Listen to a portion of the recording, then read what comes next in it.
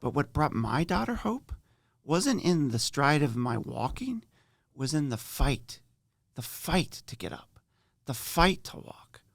And I think my message would be, especially to the guys that are listening, people are watching, but what they're watching is not so much that you've got it together, but that you're fighting to get it together, that you're fighting to get up, right? It's the Christ fallen 3 times, and he gets up 3 times. They want to see you fall, but they want to see you with the grit and the grind of trying to get it back together and get up. And that's what gives our families hope. And that's what gave my daughter hope, was that she could see me fighting. And when she saw me fighting, she knew it was going to be okay.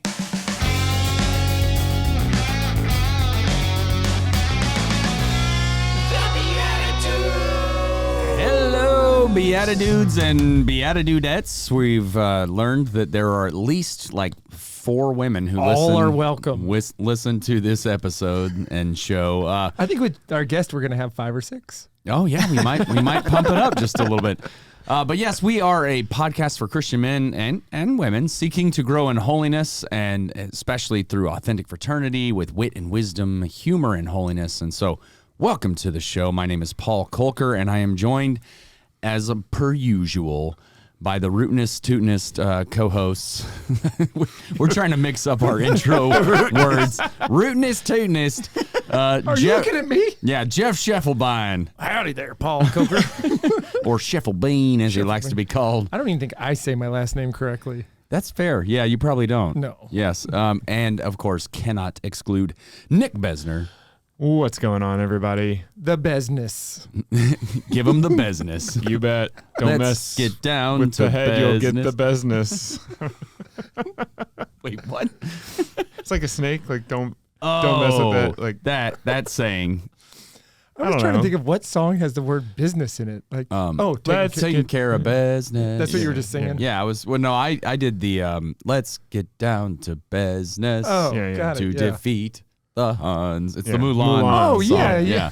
Going way back to the 90s. Disney. Everybody. You guys make fun of me plays. for bringing up Broadway shows. We're going Mulan. Okay, but Disney is a little better known than, some of your obscure Broadway references, Mr. I was in a show I off still don't Broadway. even know that it was a Broadway reference. Yeah.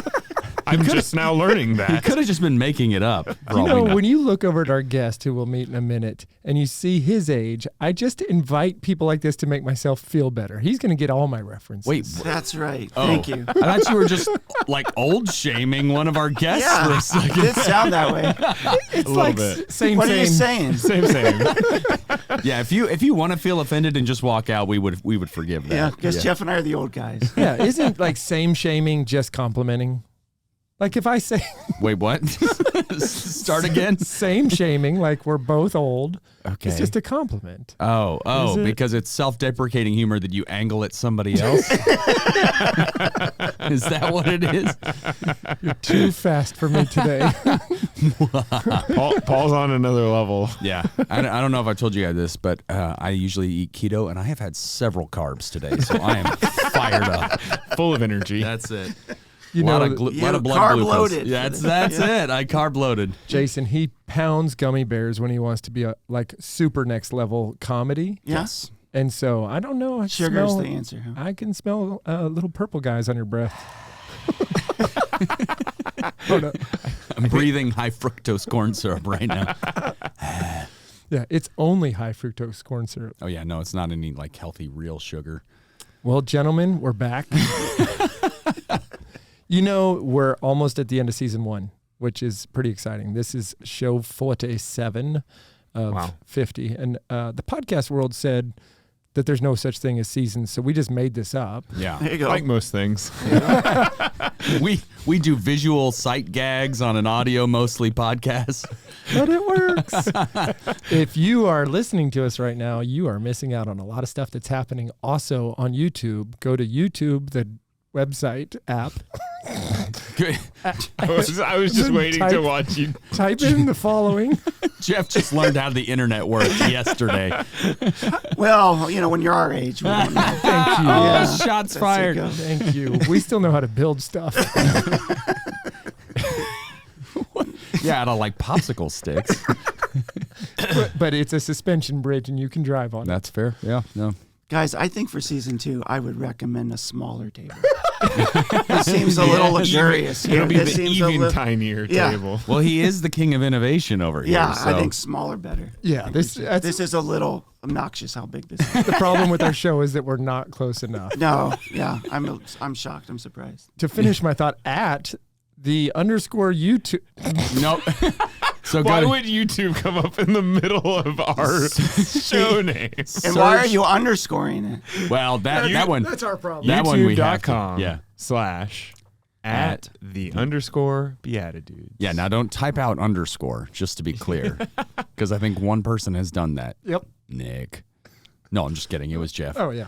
So you're on YouTube, but are you on the new X? Is that We actually do have an Oh. X We have thing. an X Twitter account. Yeah. it's X? Yeah. We have an X account. I don't know how many. There's probably not many followers there. _ No. Beatitudes. Is it really? Yeah. At the _ Beatitudes. Yeah. I should probably connect with you about that, given that I'm trying to manage the social media stuff. I think I sent you the info. There to was log a text in. thread Yeah. on this one, but there was a lot of text threads. Yeah, I might have missed it because we've been That's planning okay. a lot of That's stuff. I'm glad I'm getting involved to help organize this. Yeah, thank you. That's Finally, you're we're good at having a that. meeting on social media. We This is need some OSV innovation That's in here right. to make this happen. But you know what you just smaller table highlighted? on social media. Here we go. Paul just highlighted that there is a lot going on with the Beatitudes. It's actually why we have to transition to season 2 for much more things So many more things. and really the launch of more partnerships, more products from 0 to 1, which is a lot Yeah. more. You That's can't a- even multiply. Yeah, It's that's a million times more plus 1. It's an infinite increase. Yeah. What's crazy about it is one of those is an integer. Just a running joke. Wait, what? No, technically they're both integers. You told me 0 wasn't an integer on the last show. I thought no, it's not a whole number because No. We're gonna have to go to the tape. We'll pull this one up. All right. Well, let's pull it up right now. All I right. want to bring in. Well, he's sitting here. yeah. If you've been watching on YouTube, Hello. at the _ Beatitudes, you've I'm seen so him. far away from you, so I can see where you could Bring him in. Welcome in, Jason Shanks. Jason Shanks, Thanks. welcome to the studio. Thanks. I'm sorry we kept you outside so long. We had an integer X Twitter paddle Glad going to on. be here. Thanks. Yeah, and you flew in from out of Flew town. in for this, believe it or That not. makes you in the top 8 people that have ever flown in to be on the show before. Has there been 8 people? Wow. Shots fired. We were Wow. gonna say you're on our main page for MySpace because you're in our top 8. MySpace. That's how social media savvy I am. Just to keep with the theme. Yeah, we got this. Our Here social we go. media Top coordinator. 8. You know, Glad to be here. I want to say this. We're going to have a show that mixes both humor and holiness together with you because I know you've listened to a few episodes and one of your pieces of feedback was lots of giggling. Well, that's done. Lots of laughing. That's over yes. now. No more laughing. We're getting super get serious. serious. Yeah. Mm-hmm. Let's get down to business. I'm not laughing. Oh, yeah, he didn't break. That was awesome. I am intimidated. Ain't no shanking us now. Welcome to the Oh. show, Jason Shanks. All right. Where'd you join us from and how do you even know us? Where'd I join you from? So I'm coming from Indiana, flew here with our Sunday Visitor. So I work at our Sunday Visitor. Awesome. And I know Jeff from Dinner. Dinner 5-6 years ago, where I flew out for a dinner with a bunch of different Catholics here in Dallas. And I think it took us 3 hours and we made it through the introductions. That's right. It was like 10 of us. It was so great. And I actually want That to. was it. All we did. We just introduced ourselves for like 3 hours. And then that. Wow. and And Now we're going to be relationships- connected forever. now we're connected. That's like 20 minutes per person. Oh, it was deep. Everybody went real deep. But that's Okay. the average, and you're going to have trouble believing this, but I'm going to tell you a true self-brag for a second here. I did the shortest intro at the table that night. I basically said, I rented this place. You're welcome. My name's Jeff. I'm involved in a lot of stuff. And I thought that we were going to do introductions, and then we were going to dive into something. And it got to the end, I was like, I had so much to say. You were robbed. It's one of those things that evolves and like, oh, people are getting deeper. Oh, the next guy's getting deeper. The Yeah. next guy's getting deeper. And then when I was 5 years old, I'm like, what? I never covered even when I was 15. Come on.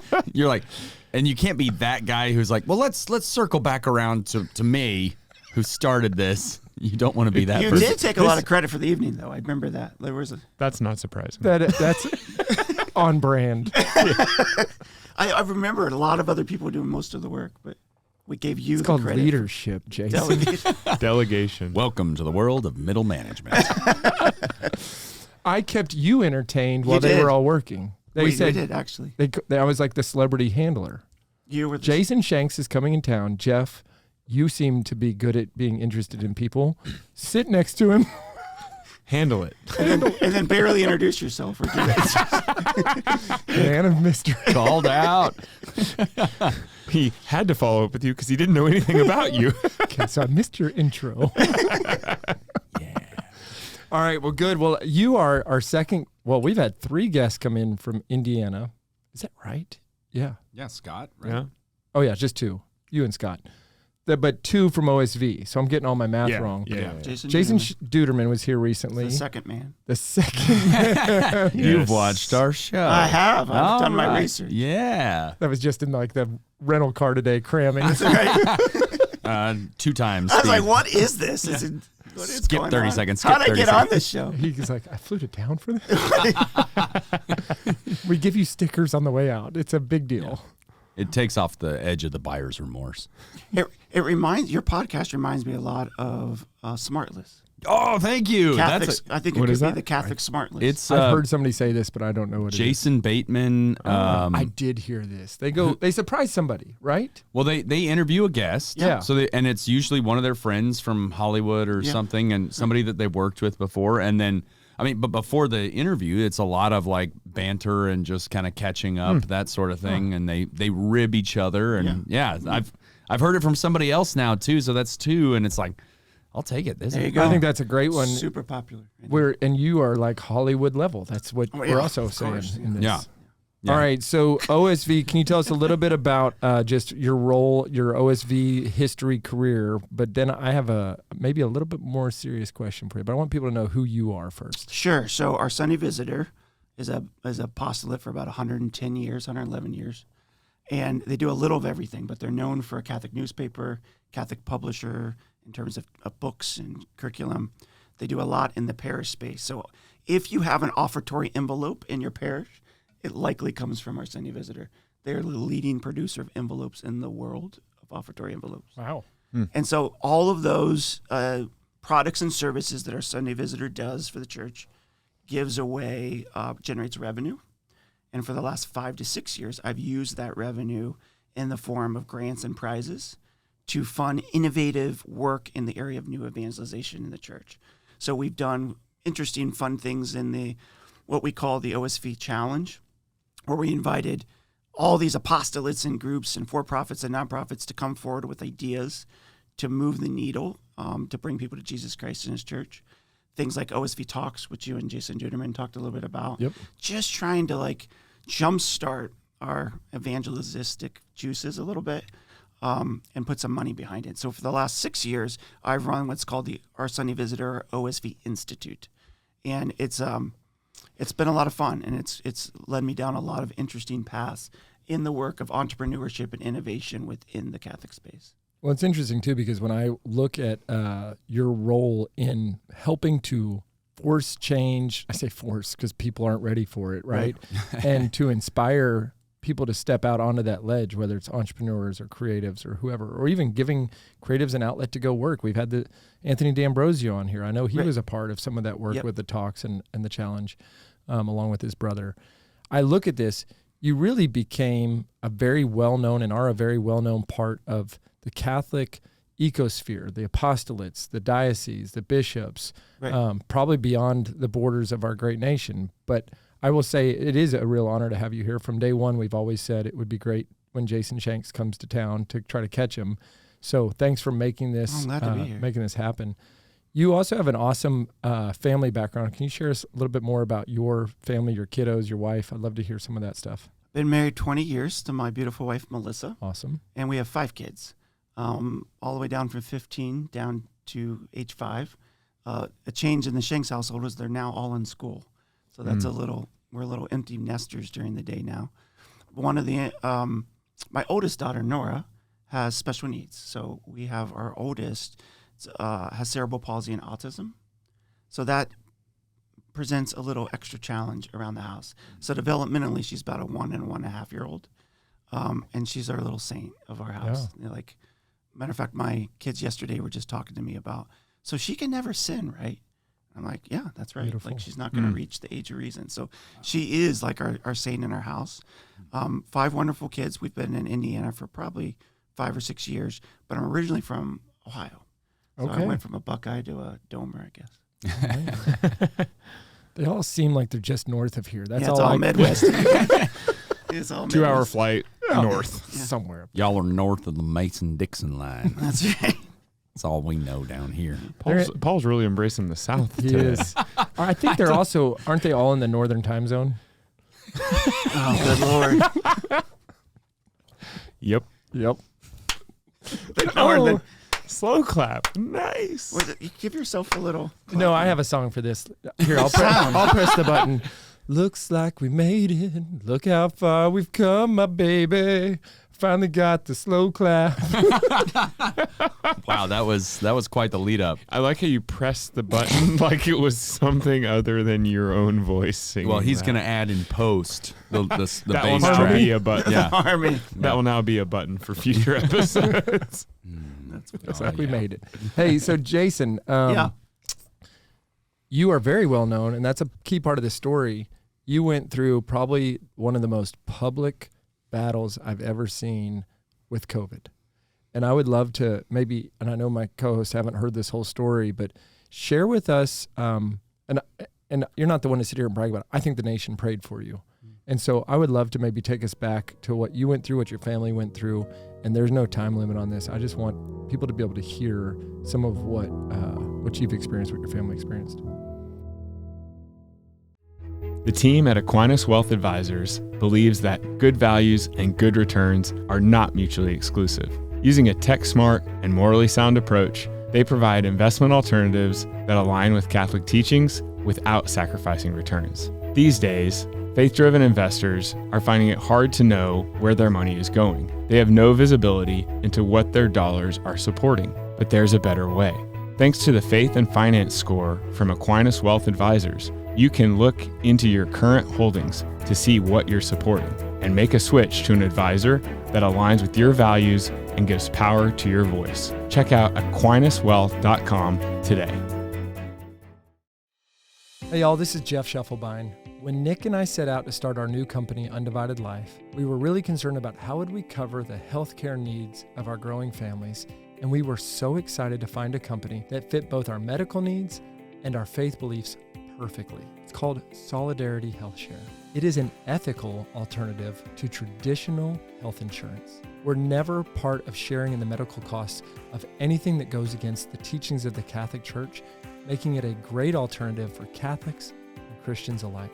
Solidarity is very affordable, which is perfect for a large family or for a new and growing business like the one we've started. So visit joinsolidarity.com today so that you can get started with us. Hi, it's Paul Kolker from the Beatitudes here, and I just wanted to share with you guys that I also, outside of the show, perform improv comedy on a regular basis with a group called Divine Comedy. So what we do is we come up with everything on the spot, so whether you're looking for faith-filled, fun, family-friendly comedy for your youth night, or whether you're looking for clean comedy for your corporate event, Divine Comedy can perform for your group and even get you in on the action. So if you'd like to hire us to come out and perform for your next event, check out DivineComedyImprov.com. Divine Comedy, an inferno of fun. Yeah, so COVID, right? Everybody sort of remembers what that was like. We were washing our mail and cleaning the groceries when they're coming in, Mm-hmm. and like everybody, we were storing up toilet paper in the basement and concerned. And I was young enough to kind of get any vaccination. So this was really early on. And when it hit Fort Wayne, Indiana, as an asthmatic, I got it really bad. And so I was in my house and I was trying to get breathing treatments and this, that, and the other. And there was a moment where I realized I'm not going to be able to handle this. Yep. And I asked my wife to call the ambulance, and I was taken by squad to the hospital. So when I'm in the hospital, in the emergency room, they... I'm struggling to breathe, and they went and did a X-ray of my lungs, And they came back and said, we're going to have to sedate you and intubate you. Now, as an asthmatic, what I really sort of thought was going to happen was I would go there, I would get a breathing treatment, some steroids, and then they would send you back home. But like minis, at the people at the time, you sort of understand, sedation and intubation is pretty serious, and we sort of know the statistics and stats of that at the time. Yeah. They had done an x-ray, and they said my lungs were the second worst that they've seen. And so at that moment, then I said, well, I need to get a priest here to anoint. And so I, as a priest was driving here, I started informing my family and coworkers and friends. I wrote my coworkers, the folks at the Institute at the time, and I said, we were really making a lot of great traction on the challenge and this. And I said, guys, keep the dream alive. Doesn't look like I'm going to make it. And I told my boss and everything, it looks like my end is now. And thank you. But then I called my wife and I said, I'm going to have to be sedated and intubated. She says to me, she's a saint, by the way. And she says to me, okay, Jason, what I need you to do is I need you to write a message through text to every one of your kids, our 5 kids, saying goodbye, so that someday I can read that to them. So I'm in there with all this stuff, and I'm laying there with my phone, and I'm in one moment, guys, I'm like, your life is flashing forward. I'm taking every one of those kids and I'm thinking about, what am I going to say now that my little girl is going to read when she's going down the aisle and I'm not there? What am I going to say to my son someday when they go to drive? What am I going to say? And then not only am I looking forward to what I'm going to say, I'm also then looking backwards to say, why didn't I say these things, right? And now I have about 15 minutes to say goodbye to everybody I love. And so I'm writing those messages. Now, by the way, my wife tells me later they weren't very good. It's the medicine. That's awesome. And I've never read them since, by the way. Oh yeah. Yeah. And I'd love to come back to that because I think there's some lessons there for our listeners, and particularly us guys and us dads. Yeah. To really think about, let's not wait until we have to say what we need to say. I think, Jeff, frankly, you're one of those people who I know in my life will say, I love you, brother, right? But to our kids, I think, gosh, we have a lot we need to say and tell them that we love them every day. But also those other things, those life lessons that we need to teach them before it's too late. So I had that moment, and then I went, and they put me under. But before they did that, some priest who was a friend of mine, who I'd known many years ago, we went to school together, who came and anointed me. I don't know how he got through, but this heroic priest got through because at COVID impressive. time, he had to get back there. And he got back there, and he did a quick anointing, and they took him aside. And they said, Father, before you go in, I'm just going to let you know, the next call you will receive will be of his death. So this is a priest friend who I knew, who's now coming in to anoint me, and he's in tears. And I'm like, why is he so emotional? But he told me later that I was like family to him, and he was just told that this is likely it. So they put me under, and now the other person in this story that will come up is a Catholic doctor who goes to my parish. And what I didn't realize is in the background, my wife called him and said he's at your emergency room. And he went in. They called him in. He came in, and they said, there's a young man that you're going to need. Well, he's a friend. So he comes in, and he says for the first time during COVID, he took off his glove. And he said he touched a COVID patient, myself, for the first time. And he said something like, this is going to hurt. Because to sedate you, they've got to go into arteries and things. And so this Catholic doctor, I think really it resonates in my story because he did some other heroic things as I was sedated. So they put me under, and I'm under. And, I thought I was going to get like, okay, you go under for a day, you go under for 2 days. I was in total sedated for 45 days. So they woke me up, by the way, after 2 weeks. So what they try to do when you're sedated is they wake you up, and because they want to make sure you have brain functioning. They wake me up, and I'm awake at one point for 3 days. And during that 3 days, I got sepsis, pneumonia, and my kidneys started shutting down. Oh, my gosh. So they said to my wife, we're going to put him under, and he's worse now than when we brought him in. And of course, my wife can't come in. So what's happening at home is all my kids have COVID and my wife. And she is just as bad. Matter of fact, we had a heroic person who came into our house to help take care of the children during this time. And my wife was so bad that the hospital was counseling her on what she needed to do at home because they were getting concerned that both of us would be in. So now I'm put back under, and once your kidneys start shutting down, your organs are starting to shut down. They're already talking about ECMO machines and a variety of other things. My amazing wife says, COVID protocols should no longer apply. End-of-life protocols should apply. You've got to get me in. I'm not going to have him die by himself. And this nurse snuck her in. And so we have this picture of her in her full, all medical stuff, giving me a kiss on the cheek as I'm sedated there, right? Thanks be to God. So she knows at this moment, I think at this point she was trying to be private, right? And she says, you know what, if this is the end, and someone gave her a St. Jude relic. So they asked if they could get that relic in, and they put the relic on my chest. It was taped to me. And a novena started to St. Jude. And that St. Jude is impossible causes? Impossible causes, right. So St. Jude hospitals, you think of it like those hospitals are where you go with impossible. And so and we never really had a devotion to St. Jude. We do now. And so a novena went out. And to your point, everybody across the country, around the world, started praying this novena for me. And every day of that novena, I got better and better and better and better, to the point that they called her and said, "You're not going to believe this. He showed marked improvement." The last day of the novena, when they were finished, there was a vigil outside my hospital. That last day, I woke up. And I woke up. And I will tell you guys that, there's a story in the Bible about a paralytic lowered through a roof, right? Mm-hmm. There's this paralytic lowered through the roof, and Jesus says, rise and walk, right? And I've read that story many times, and you always, at a certain point in that story, you focus on Jesus and the paralytic.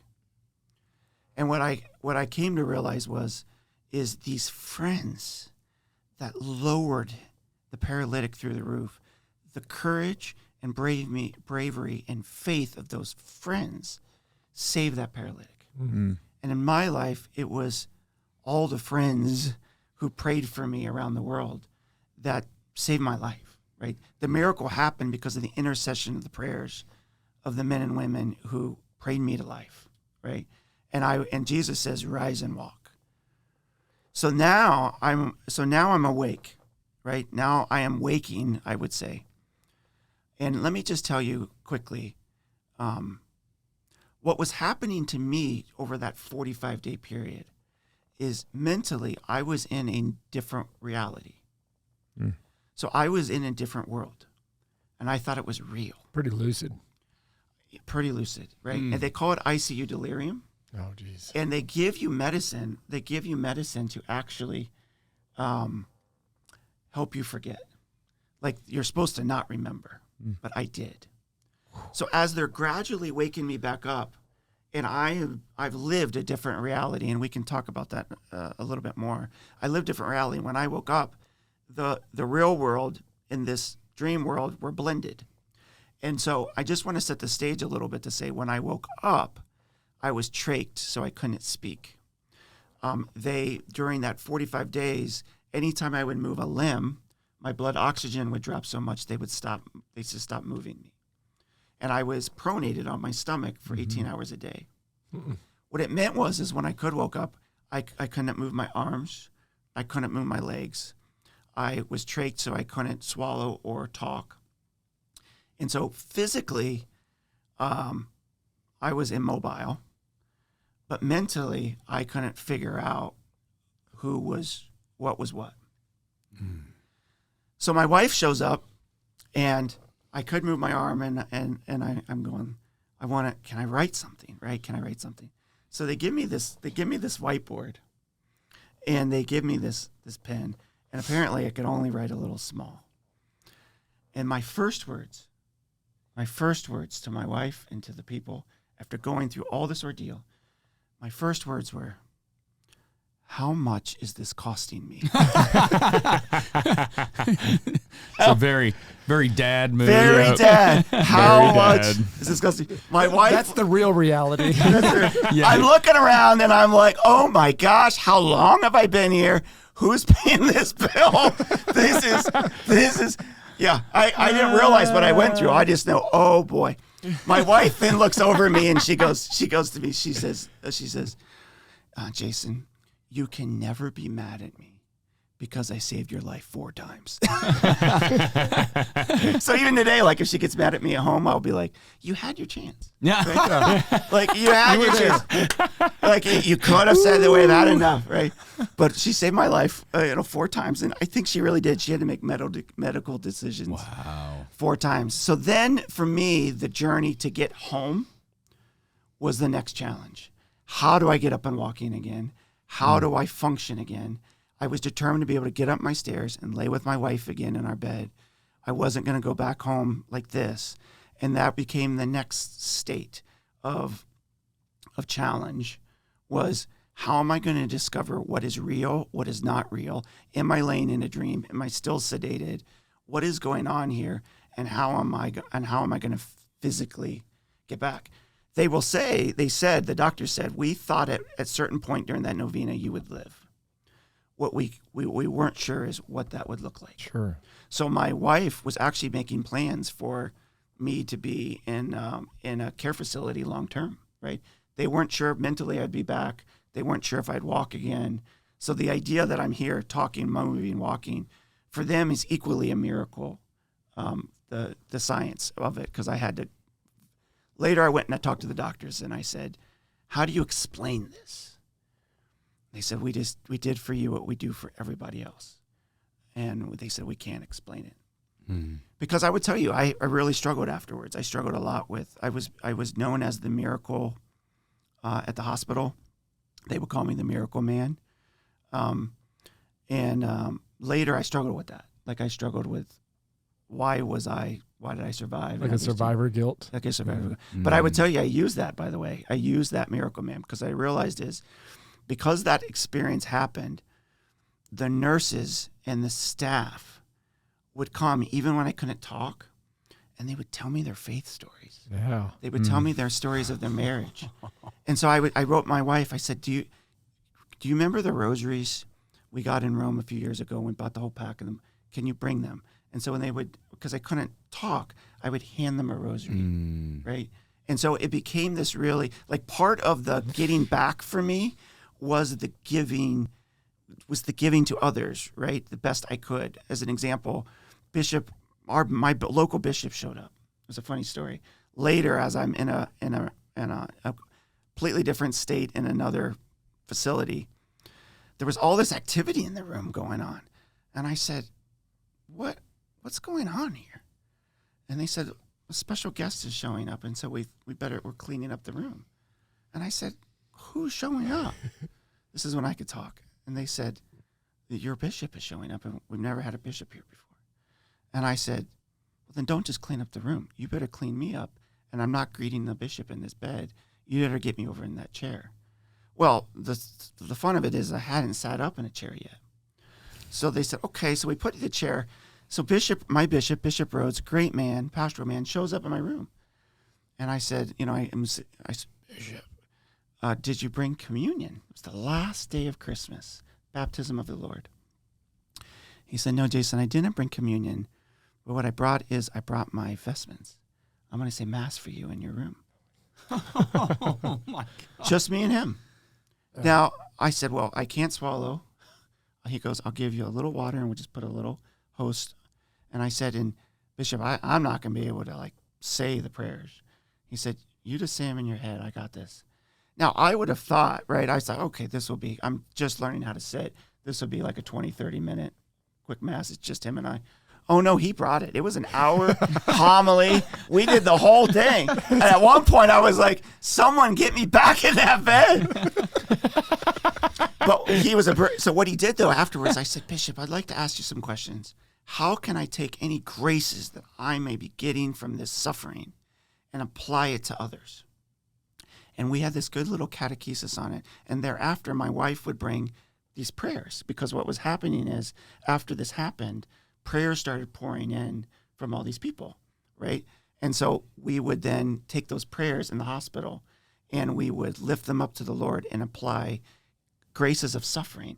And I offer that because I think that's part of the recovery, right? Getting outside of ourselves, being able to give of ourselves to others. And we can do it even when we're mobile and sick and hurting. And for me, it's what helped get me up. It's what helped bring me upright. So that, believe it or not, everybody, that's the short version of this story. And I can tell you more about going home. Questions. Yeah. Wow. There's parts that I've never heard before. Your wife's name is Melissa? Melissa, yes. I think that we're sitting next to, you're not going to have your own saint day, but St. Jason and St. Melissa is going to be future venerated. Oh, my goodness. Quiet. I'm grateful.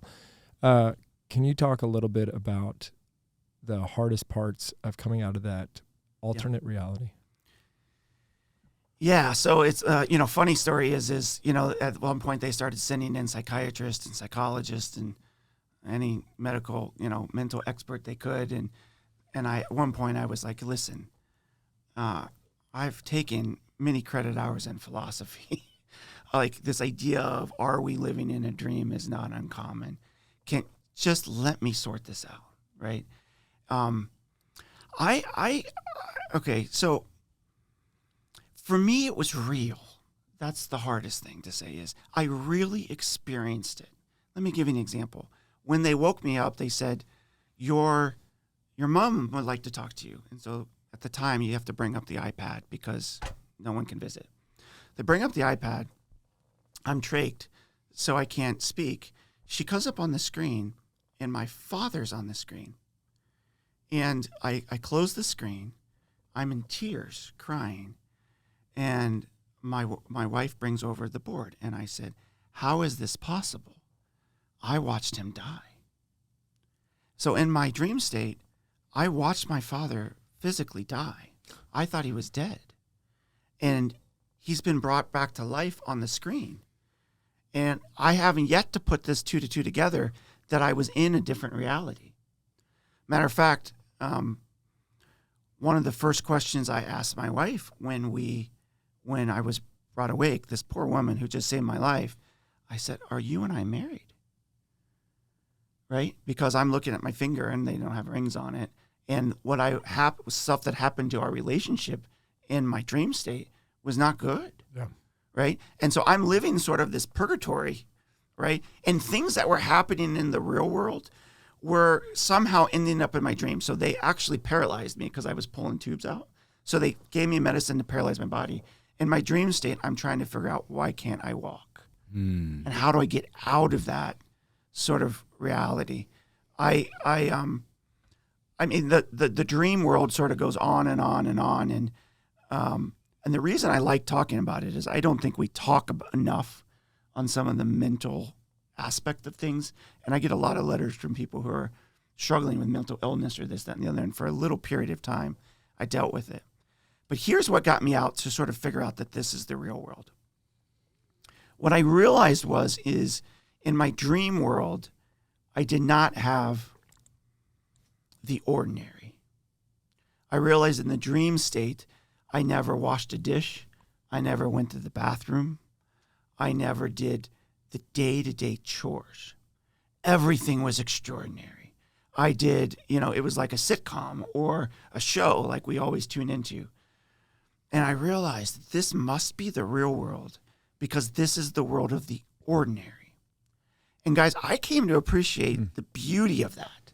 Like the ordinary is what grounds us. Yeah. The ordinary is where real life happens, right? And I think especially as guys, we think about stealing home or something extraordinary that we've done or want to do.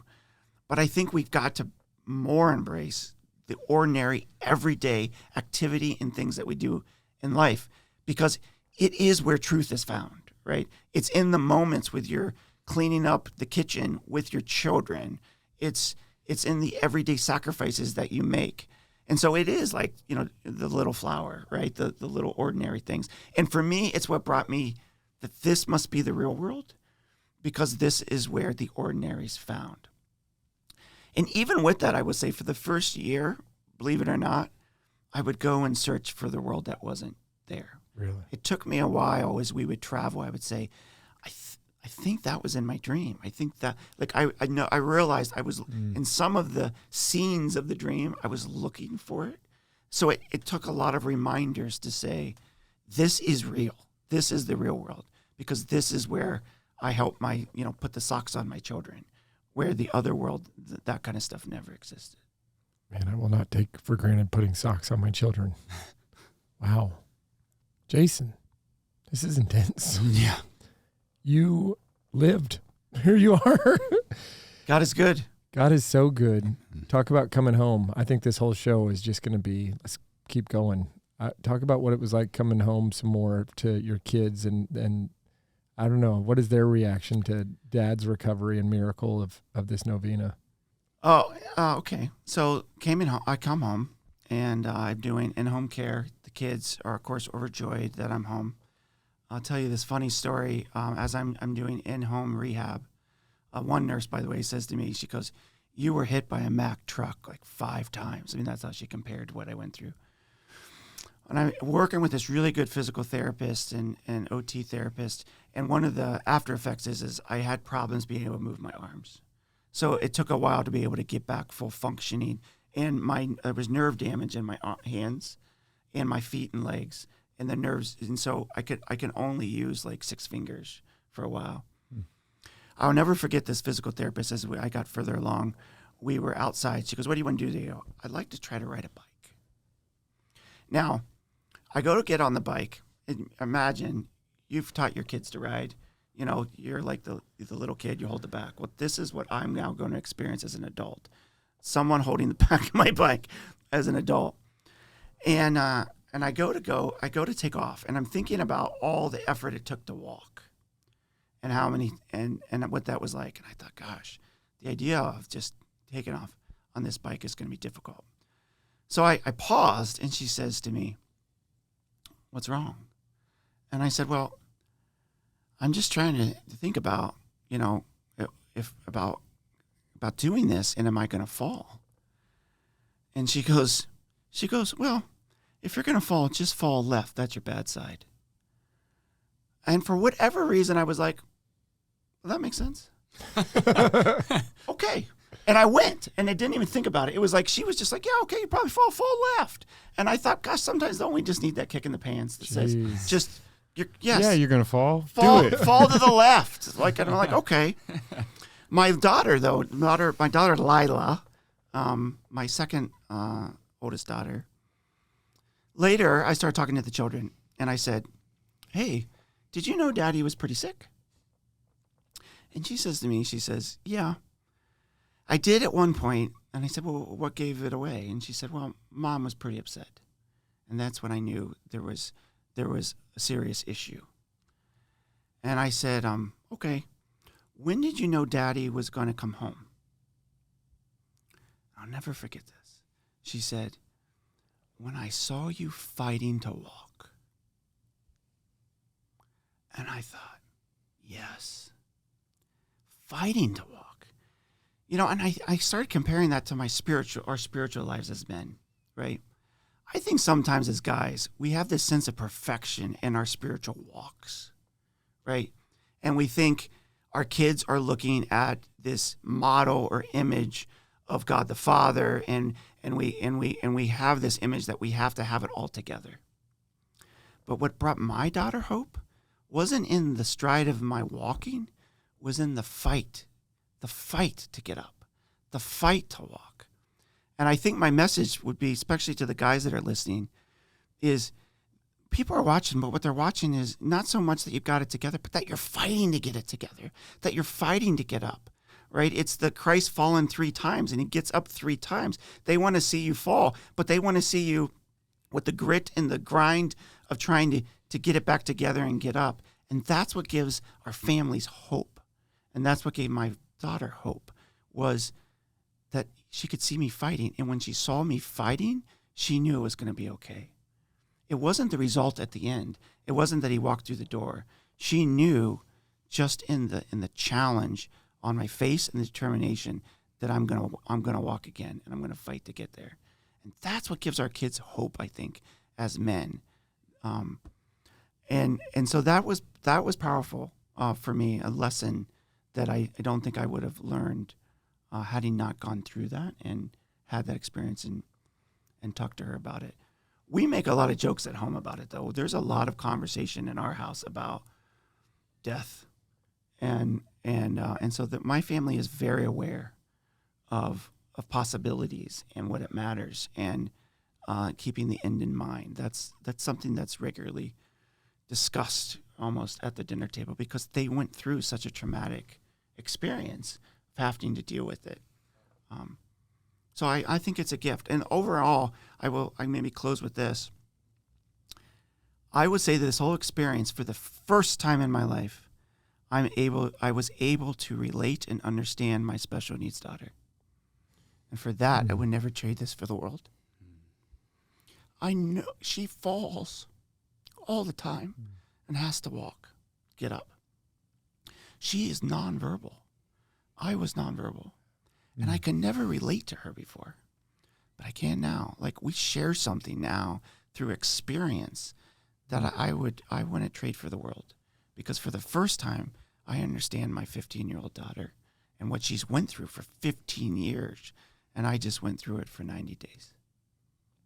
I hope the world gets to hear your story, because men need to hear this. They need to hear this about their walk. The 3 of us are doing this Exodus St. Michael's Lent. And I remember we were kind of talking about like what we're capable of. And I remember them saying, no, you're supposed to fail. Like Exodus 90 is built for failure because it's about you getting back up. Yeah. And you've said that in such a powerful, real way that isn't manufactured, even though, we're kind of forcing ourselves in a good way with Exodus. But I look at your story and it's inspirational. Your story is one of miraculous healing through the power of prayer. And, maybe, Jason, this is how the whole world's going to hear, is that this will be the Beatitudes that goes viral. That's what I'm predicting. Well, mostly because we weren't talking. We finally did it. We let the guests talk. The secret to success. And to all of our wives, you're welcome. Yes.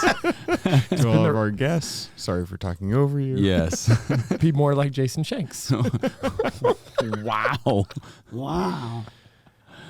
It was the same shame sort of thing. Same shame. I'll tell you, brother, we have a bonus show with you. We're going to be talking about Catholic innovation. We'll play some games. We'll do some goofy stuff on there too. But there's nowhere else to go but here from here but to say thanks be to God for all of our lives, for putting on socks, for the dishes you have to wash, for the times that we fall, for brotherhood, for manhood, for responsibility, for getting back up. Amen. Well, we are the Beatitudes. This is Jason Shanks. Stick around for the bonus show on Friday. We promise to also let Jason talk on that one. It's okay. I can take a break. You've seen our show before. We don't shut up very often. Nailed it. And with that, we will see you in the Eucharist. God bless.